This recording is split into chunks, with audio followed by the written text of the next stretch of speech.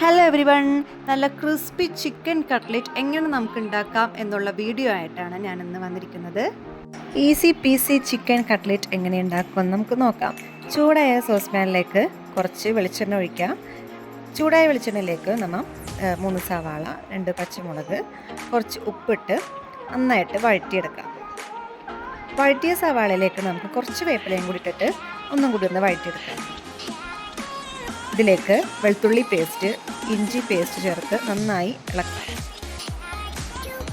ഒരുവിധം വഴന്ന് വന്ന സവാളയിലേക്ക് നമുക്ക് മല്ലിപ്പൊടി, മുളക് പൊടി, ചിക്കൻ മസാലപ്പൊടി, ഗരം മസാലപ്പൊടി, മുളക് പൊടി എന്നിവ ചേർത്ത് നന്നായി മിക്സ് ചെയ്യാം.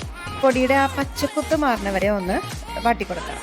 അതിനുശേഷം ചിക്കൻ വേവിച്ചതും പിന്നെ ഉരുളക്കിഴങ്ങ് വേവിച്ചതും ഇട്ടിട്ട് നന്നായി മിക്സ് ചെയ്യാം. ഓക്കെ, ഇനി ചൂടായ ശേഷം നമുക്കിനി കട്ട്ലേറ്റ് രൂപത്തിലേക്ക് മാറ്റാം. എന്നിട്ട് ഉരുട്ടി കയ്യിൽ കുറച്ച് എണ്ണയൊക്കെ തേച്ചിട്ട് വേണം നമ്മൾ ആ ഒരു ഷേപ്പ് ആക്കാനായിട്ട്. അതിൻ്റെ കോർണേഴ്സൊക്കെ ഒരുവിധം നമ്മൾ ആ ഒരു വട്ടം ഷേപ്പായി കിട്ടണം. സോ എടുക്കുക, ഉരുട്ടുക, കയ്യിൽ വെക്കാം, പരുത്താം, കറക്കം കൊടുക്കുക. ഓക്കെ, ഒരുവിധം ഷേപ്പായിട്ടുണ്ട് കട്ട്ലേറ്റിൻ്റെ.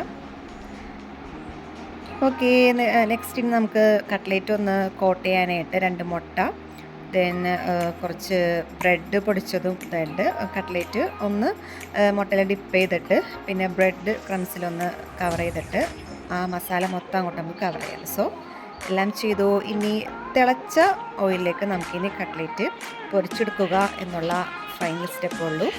സോ അപ്പുറത്തും മറിച്ചും ഇപ്പുറത്തും മറിച്ചും നന്നായിട്ട് മൊരിച്ചെടുക്കാം.